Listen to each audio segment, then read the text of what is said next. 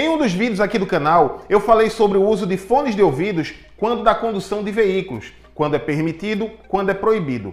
Houve muitos questionamentos nos comentários sobre a legalidade ou não do uso de intercomunicadores de capacete dos motociclistas. E os intercomunicadores de moto? Com relação a intercomunicadores para moto, sabe se eles se enquadram em alguma infração? Com relação ao uso de aparelho intercomunicador no capacete, é infração?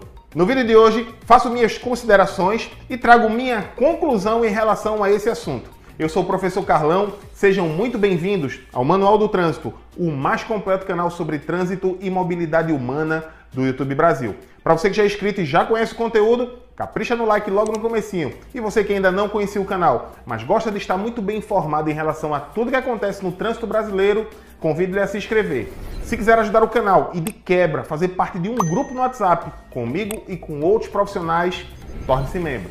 Para falar de intercomunicadores de capacetes, precisamos analisar não só a nossa lei, mas também o contexto de quando a lei foi criada. Nosso Código de Trânsito Brasileiro foi aprovado em 1997, entrou em vigor em janeiro de 1998, ou seja, estamos falando de 23 anos de vigência. Para se ter uma ideia, o Manual Brasileiro de Fiscalização de Trânsito traz lá como exemplo o fone de ouvido conectado a um MP3, algo que pouquíssimas pessoas usam. Lembrem-se, estamos falando de uma lei de 1997, quando ele quis se referir a Walkman, Discman, né? Essa questão de intercomunicadores sequer algumas pessoas imaginavam que existiria. Ou será que há 23 anos alguém já imaginava que condutor e passageiro poderiam se comunicar através do capacete? Deixe aí nos comentários que eu quero saber sua opinião. Basicamente, o que está descrito no Manual Brasileiro de Fiscalização de Trânsito,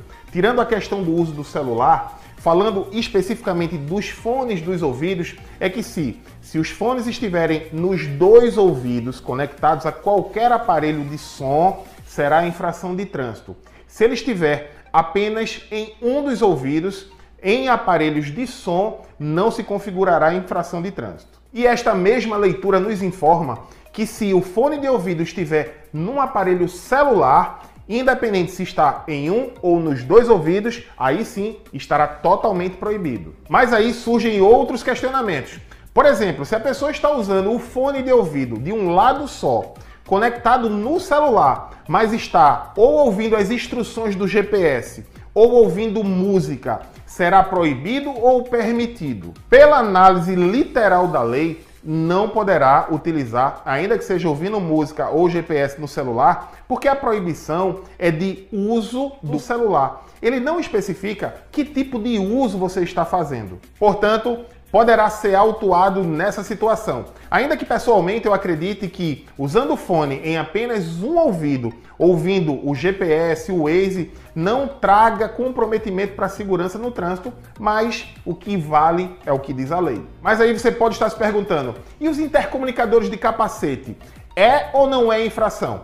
Como eu já apontei, a nossa norma não acompanhou a evolução tecnológica, mas isso não quer dizer que não possamos fazer uma análise sobre ela, uma vez que ela, de fato, para essa questão é omissa. Primeiro, é importante dizer que não há consenso. Quando na norma não está claramente descrito o comportamento, se é ou não infração, podem haver divergências de entendimento. Eu já ouvi especialistas falando que sim, poderia ser enquadrado como infração por fazer uma analogia ao uso do telefone celular.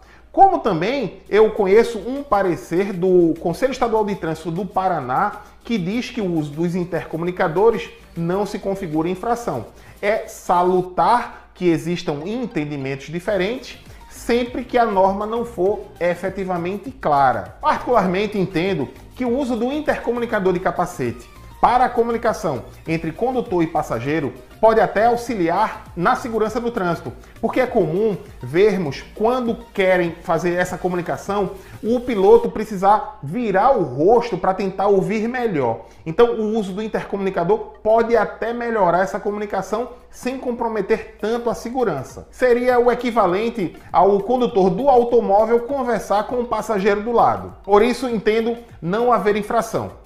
No caso da comunicação entre motociclistas em motos diferentes, entendo que essa comunicação pode sim trazer insegurança, mas por absoluta falta de previsão legal, de amparo legal, entendo que também não cabe autuação nesse sentido. Mas é importante esclarecer algumas questões.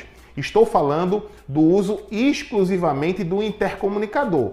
É possível que o uso do intercomunicador possa trazer uma distração. Então, se o condutor, por estar utilizando o intercomunicador, passar a se distrair porque está com um bate-papo muito legal, ele pode ser autuado por dirigir sem atenção ou sem os cuidados indispensáveis à segurança no trânsito. Por isso, a recomendação é que o uso do intercomunicador seja para conversas pontuais. Dizer, ó, vamos dar uma parada naquele posto de gasolina, tá com fome, quer jantar, e não para ficar batendo papo.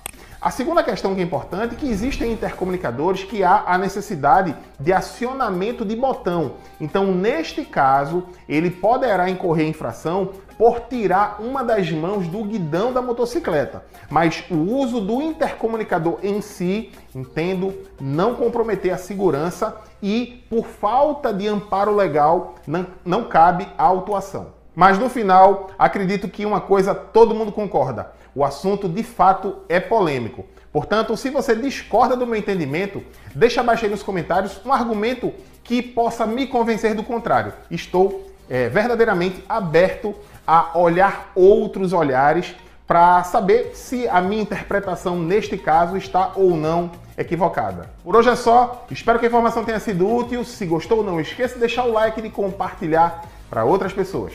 Um grande abraço a todos, te encontro no próximo vídeo.